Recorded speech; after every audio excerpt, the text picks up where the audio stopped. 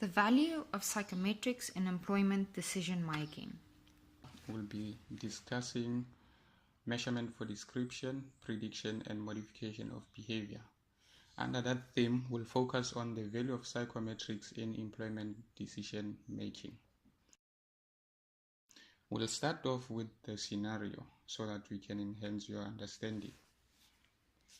Our scenario goes as follows. Mesh is an industrial psychologist who is interested in hiring first-generation college students. In order to gain baseline data that can be used to make employment decisions, Mesh decides to conduct a study. Mesh wants to know if a relationship exists between first-generation college students, academic performance, and job performance. More specifically, he wants to test his hypothesis that academic performance can be used to predict job performance. In this example, academic performance is the predictor variable. Now, we'll have to look at academic performance and as a predictor of job performance. But before we go to that, it becomes very crucial to understand the reliability and validity. We need to consider reliability and validity of the instrument that you are going to use.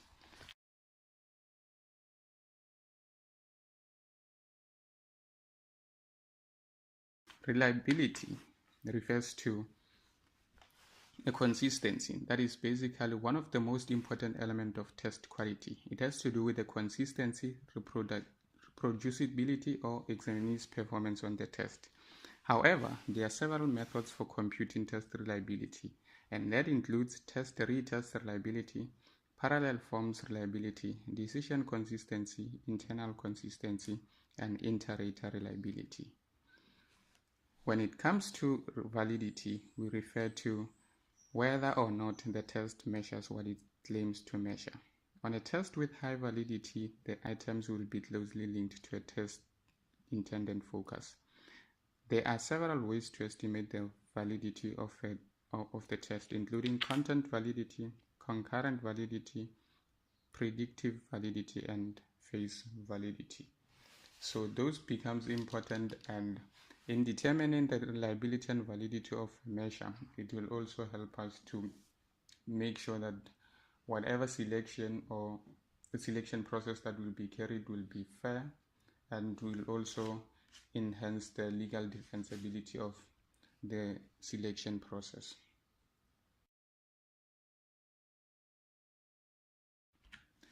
Now we need to also understand what do we mean by predictor variable before we carry on. A predictor variable is a variable that is being used to predict some other variable or outcome. In the scenario that we just started with,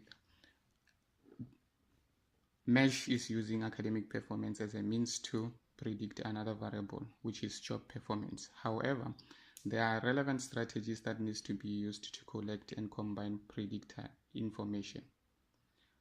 What comes next will consider the different approaches and subsequent strategies that may be used to collect and combine predictor variables.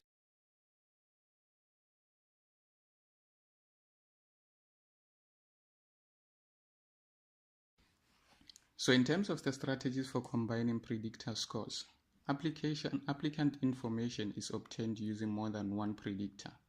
For example, a company may collect application blend and reference check information, administer an ability test, and conduct an employment interview within all applicants for its position opening. Given this information, the following are several strategies that conform to the use of mechanical method for combining predictors. The first one is multiple regression. Multiple regression. In this method, each applicant is measured on each predictor or selection procedure. Applicants' predictor scores are entered into an equation called the regression prediction equation.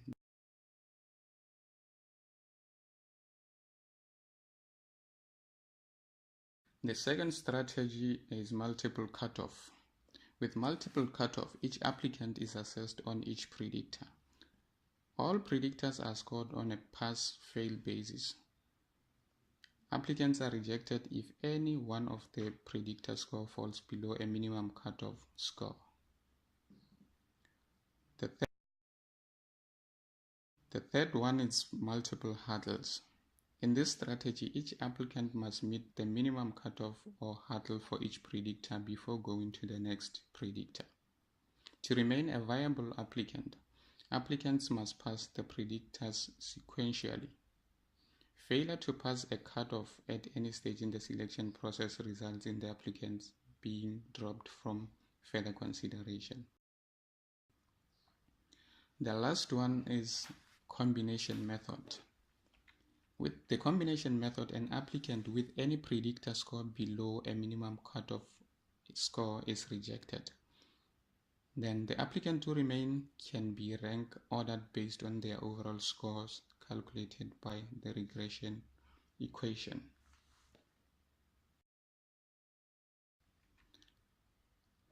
So next we are going to look at the uniform guidelines on employee selection process. We need to understand what are the guidelines that needs to be considered when we are conducting employee selections.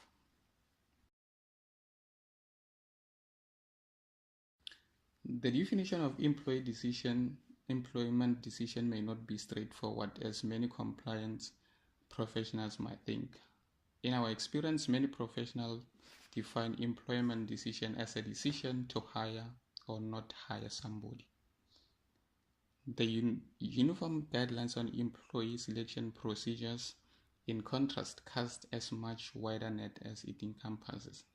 So with these guidelines, the focus is on hiring, retention, dismissal, promotion, demotion, membership, referral, licensing and certification, as well as selection for training or transfer. So based on this guideline, selection and recruitment of individual needs to be based on the guidelines that were highlighted. And it becomes important that we consider those guidelines in order to be able to make employment decisions. So we need to also look at what selection and recruitment entails. Selection and recruitment, within this domain, it consists of the theory and techniques involved in the effective matching of individuals' needs, preferences, skills, and abilities with the needs and preferences of organizations. It encompasses theory and research in human abilities, test theory, development and use, job analysis, criterion development and measurement, recruitment, classical and decision theory models of selection and placement. So they become the main crux of employee decision making.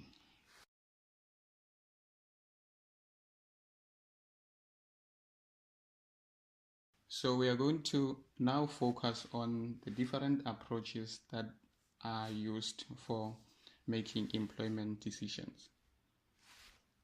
The first one is top-down selection.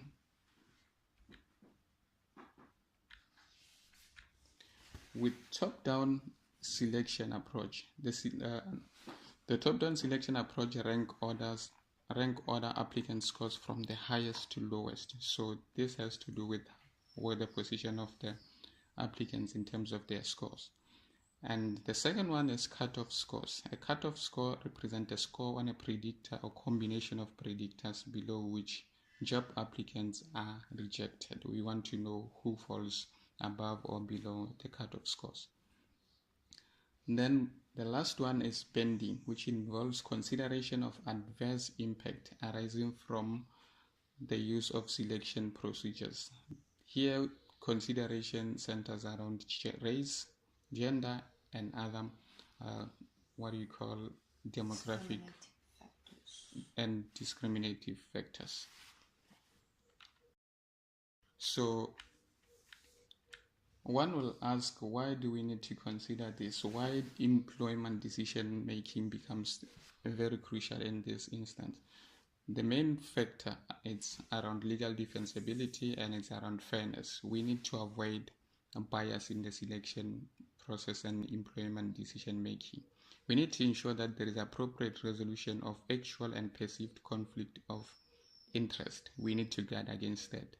We need to ensure evidence-based decision making and that there is an accurate application of legislation, policy, and guidelines, and also the transparent and fair criteria and standard and processes that are followed when making employment decisions. Decisions also need to be based on merit and in accordance with the highest ethical standards. The last thing is it has to do with the accountability as appropriate disclosure of information to applicants on why a decision was made. This becomes very important, but we need to also bear in mind that there are countless tools, methods, and approaches to making a good selection decision. However, according to decades of applied organizational research, the ones described, the ones we have mentioned, are the most successful, accessible methods for finding those diamonds in the rough. So with those that I've mentioned, we are able to get to select the appropriate, stronger, and suitable candidates, and we are able to attain what we call proper job person fit and proper person organization fit. This brings us to the end of our presentation. Thank you for your time.